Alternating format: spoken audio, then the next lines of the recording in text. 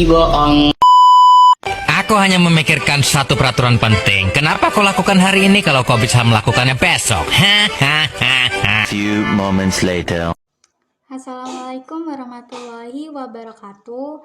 Perkenalkan, nama saya Debi Junita Syahwa dari kelas 8. Di sini saya akan mempresentasikan tugas video ujian tengah semester asisten keperawatan tentang tanda-tanda vital.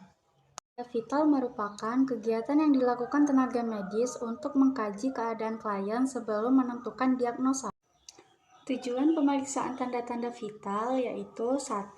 Mengkaji suhu tubuh klien, 2. Mengkaji hemodinamik dan keadaan umum klien, 3. Mengidentifikasi frekuensi denyut nadi, integritas sistem diafaskular, 4. Mengidentifikasi frekuensi dan karakteristik pernapasan, 5.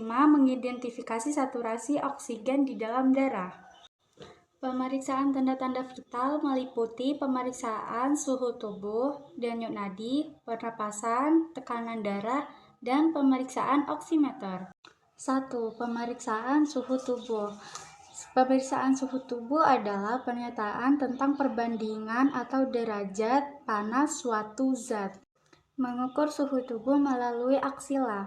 Mengukur suhu tubuh menggunakan termometer digital yang diletakkan pada ketiak. Pertahankan posisi termometer sampai terdengar alarm dan angka terbaca pada termometer. 2. Mengkaji denyut nadi.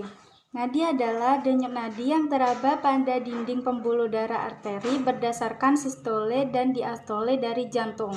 Denyut nadi adalah jumlah denyut jantung atau berapa kali jantung berdetak per menit. Pelaksanaan mengkaji denyut nadi. Pada saat mengkaji denyut nadi, perhatikan persiapan alat-alatnya. Adapun alat yang akan digunakan adalah jam tangan atau stopwatch, buku catatan, dan alat tulis. 3. Mengkaji pernapasan. Menghitung frekuensi pernapasan inspirasi yang diikuti ekspirasi dalam waktu 1 menit. Respirasi dapat meningkat pada saat demam, berolahraga, ataupun dalam keadaan emosi. Pelaksanaan mengkaji pernapasan. Pada saat mengkaji pernapasan, klien perhatikan alat-alat yang harus dipersiapkan. Adapun alat yang harus disiapkan adalah jam tangan atau stopwatch, buku catatan, dan alat tulis. 4. Mengkaji tekanan darah. Pengukuran tekanan darah merupakan faktor yang penting dalam menilai kerja dan fungsi kardiovaskular. Pada saat mengukur tekanan darah, terjadi tekanan di dalam arteri ketika jantung berkontraksi dan memompa darah ke seluruh tubuh yang disebut sistolik. Sedangkan diastolik adalah tekanan di dalam arteri ketika jantung beristirahat dan terisi kembali dengan darah. Perubahan tekanan darah dipengaruhi oleh beberapa faktor, antara lain sebagai berikut. 1. Tolakan perifer. 2. Gerakan memompa oleh jantung. 3. Volume darah. 4. Kekentalan darah. Selanjutnya tentang etika dan etiket. Etika dan etiket. Etika adalah ilmu tentang apa yang baik, apa yang buruk, dan tentang hak serta kewajiban moral. Sedangkan etiket adalah tata cara dan sopan santun dalam masyarakat beradab untuk memelihara hubungan baik antar sesama. Manfaat etika dan etiket.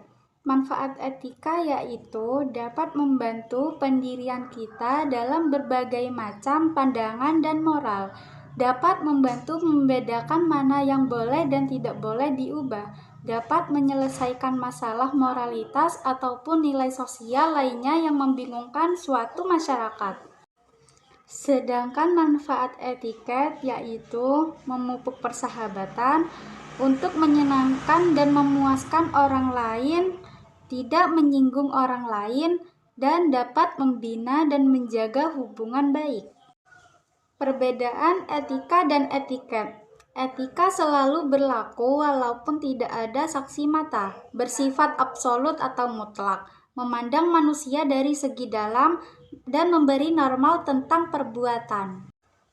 Sedangkan etiket yaitu hanya berlaku dalam pergaulan, bersifat relatif, hanya memandang manusia dari segi lahiriah saja, dan etiket menyangkut bagaimana suatu perbuatan harus dilakukan oleh manusia. Asas etik dalam keperawatan ada 6, yaitu autonomi, beneficence, non-maleficence, veracity, confidentiality, dan justice. Selanjutnya tentang komunikasi. Komunikasi adalah suatu proses pertukaran informasi di antara individu melalui sistem lambang, tanda, atau tingkah laku. Tujuan komunikasi adalah menyampaikan informasi, mendidik, membujuk, dan menghibur. Unsur komunikasi ada 6, yaitu sumber, komunikator, pesan, media, komunikan, umpan balik, dan efek.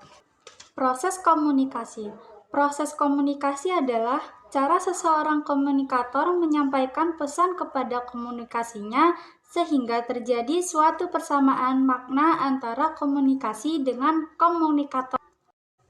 Faktor yang memengaruhi komunikasi yaitu persepsi, nilai, emosi, latar belakang sosial budaya, pengetahuan, peran dan hubungan, dan kondisi lingkungan.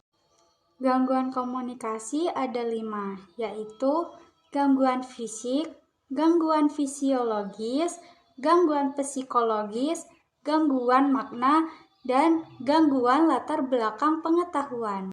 Komunikasi terapeutik. Komunikasi terapeutik adalah cara untuk membina hubungan yang terapeutik dalam penyampaian informasi dan pertukaran perasaan dan pikiran untuk memengaruhi orang lain. Tujuan komunikasi terapeutik yaitu untuk memengaruhi perilaku lain. Manfaat komunikasi terapeutik: 1. Mendorong dan menganjurkan kerjasama antar perawat. 2. Mengidentifikasi, mengungkapkan perasaan. 3. Memberikan pengertian tingkah laku klien. Dan 4. Mencegah tindakan yang negatif. Teknik komunikasi terapeutik ada 6, yaitu mendengarkan, penerimaan, pernyataan terbuka, mengulang ucapan pasien, klarifikasi, dan memfokuskan. Sekian presentasi dari saya. Wassalamualaikum warahmatullahi wabarakatuh.